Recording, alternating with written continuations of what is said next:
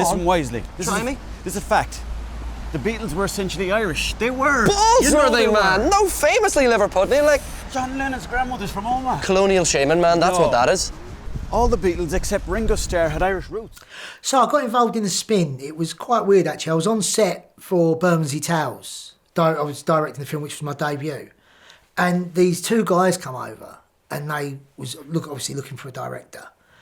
And they was obviously, I think they spoke to a couple of the actors and sort of heard that, did a bit of research onto my work and what they thought I was like as a bloke. And then I met with them, and they gave me this script, which I thought was absolutely wonderful, but it's the exact opposite of what I would normally do. This is full of heart, it's family friendly, it's a feel-good movie. And it was everything that I wouldn't normally do from certainly what I do as a writer. But that's actually what drew me to it. And I went home to my wife and went, it's not the sort of project I would normally touch, but that's what I want to do. I went, it's the one film that you go, oh, Michael Ed, I weren't expecting that. And I just fell in love with it. I fell in love with the characters, I fell in love with the heart of it. And then when we went out to Ireland to film, obviously it was filmed in Northern Ireland, I just fell in love with the place again. And it's just everything about it is enchanting. The story, the people, the characters. And then when you're there, it's like a completely different world. It's so different from London. And it's just really great to be a part of it. It makes no sense with the naked eye, but if you look into it, you make all these connections. What's that with your hand? These are connections. Indirectly. What are you doing there? You can't be dancing like that to Irish music, that's for sure. It doesn't work with a fiddle over that.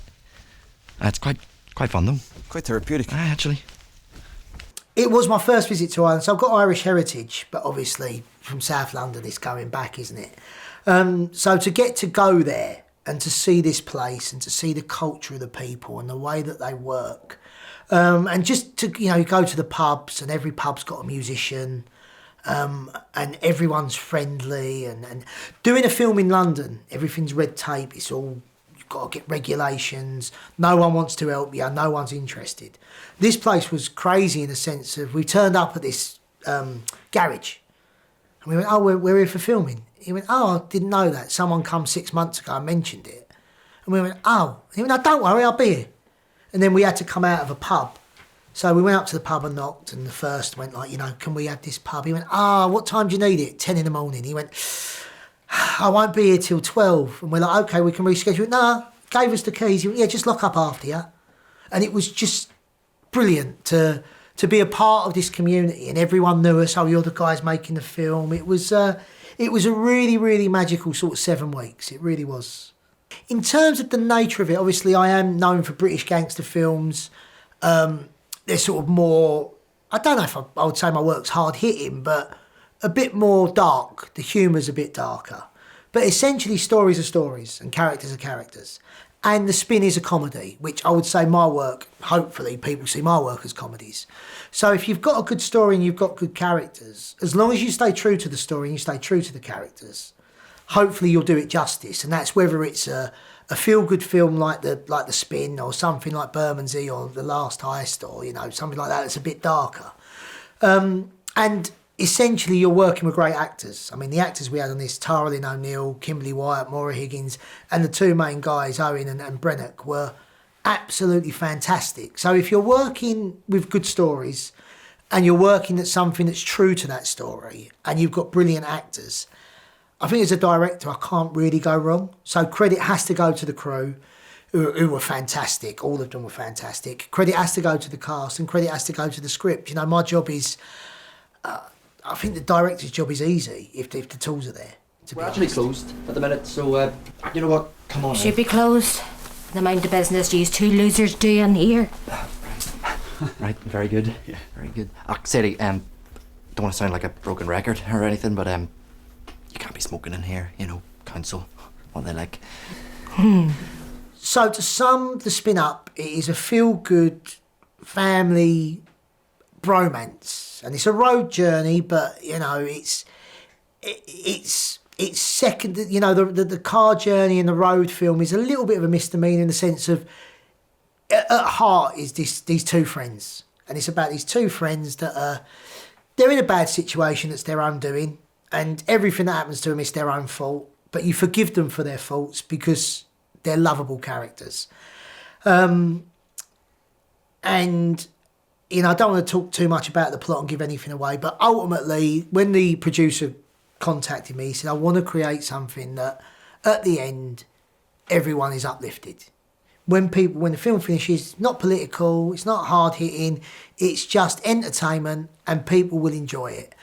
And touch wood, the reviews have said that so far, and hopefully that is what we've created. So if you want to just escape for an hour and a half, and at the end of it, feel good about yourself and feel good about humanity, then I don't think that's a bad thing. The world needs a bit more positivity, and hopefully that's what the spin brings. The thing is, like, since the I'll give you streaming 10 service... days to pay me in full. Right. Are you right? 10's not really achievable. Like, if you could give us... No, we'll give it a good... Yeah, 10 days is fine. Yeah, I'm well up for that. 10 days. Or I turn this place into a nail salon. Yeah, that'd be perfect. There's any jobs going? Is he alright? When it comes to the dynamic of the two lead boys, we sort of the two lead male characters, we sort of said it's going to live or die on this. So we was lucky that they were both good actors. We were lucky that they were both comic geniuses. So they were, I mean, there was a couple of scenes that were improv and we just pointed the camera at them. And I don't think all of it made the final cut, but just as a short film, it would have been brilliant. You know, they're absolutely fantastic. So a lot of it just naturally happened. You know, it was an away film, which is great. Whenever we was all together in the same hotel, and the guy that put us up, Mickey, was absolutely brilliant. So that, I think, helps. Whenever you do an away film, you do bond more. And whenever you work on any film, it's like a family. But I'd love to take credit for it and say, oh, it was my genius, or it was my direction. It wasn't. They were just fantastic. And it just happened organically, to be honest. So, I'm going to need one copy of this one, and you might as well do me a copy of the big one when you're at it. No, actually, give me 3 copies of the wee one. Right, sorry, we don't actually cut keys. What do you mean? This is a record shop. No keys? Well, we've keys, but not keys. Like, Where'd I get a key cut? Next door in the key shop. All right. Thanks. right. The film, there was a lot of improvisation that happened. I'd been lucky to work with some great comic actors. Perry Benson and Vaz Black were the two that spring to mind. John Hannah is another. And obviously Tara Lynne O'Neil. So I like to give them freedom.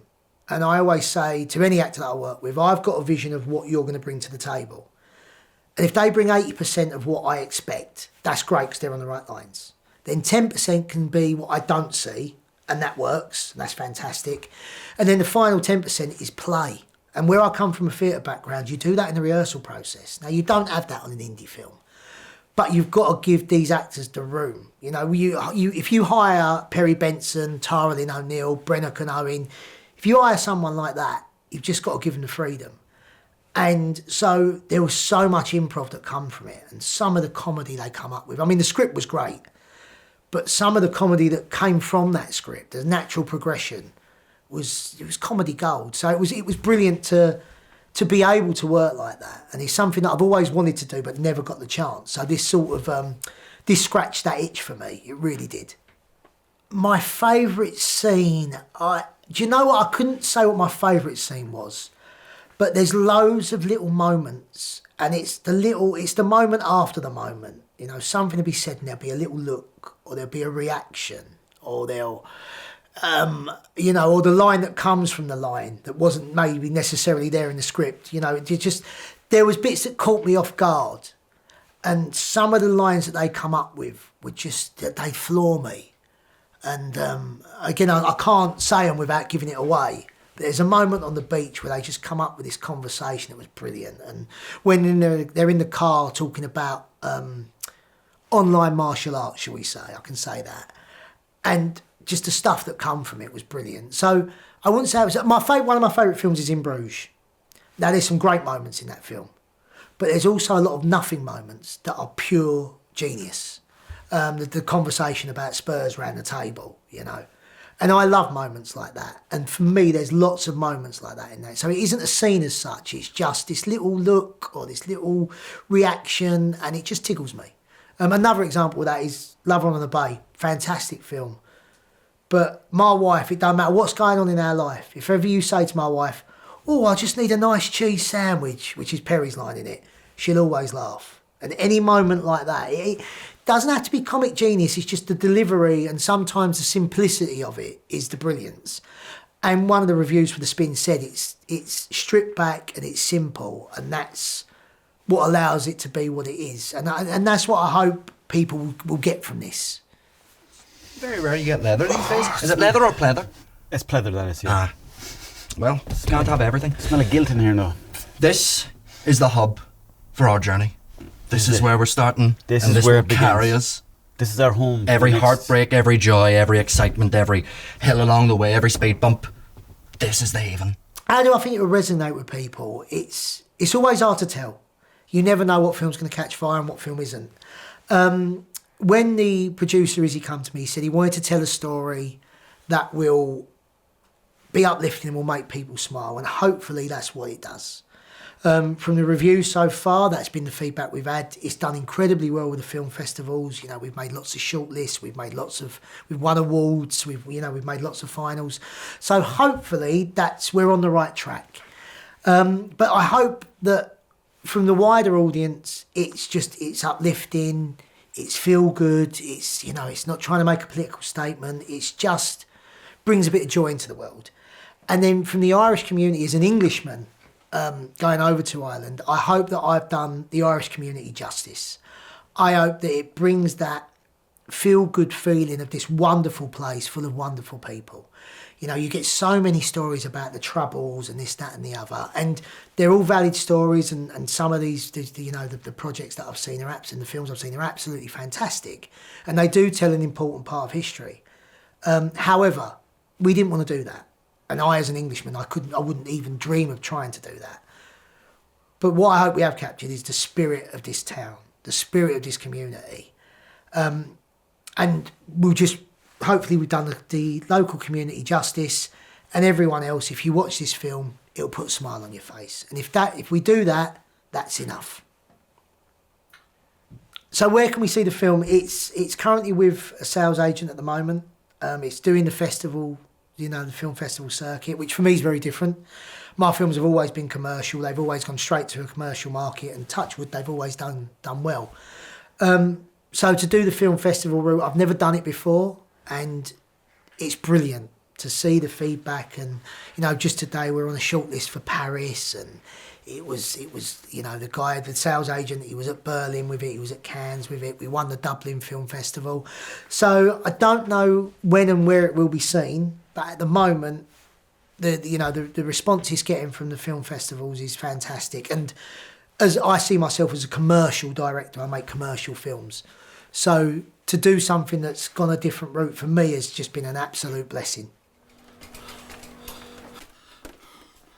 It was working perfectly yesterday. Then boom, right in the middle of the results, the friggin' thing quit on me. Mate, we don't fix appliances. This is a record shop. What have you got all the record players and speakers and stuff in the window for? Because it's a record shop! Please, Sorry. Please, Dermot, please. Jesus help me, sweet Jesus help me.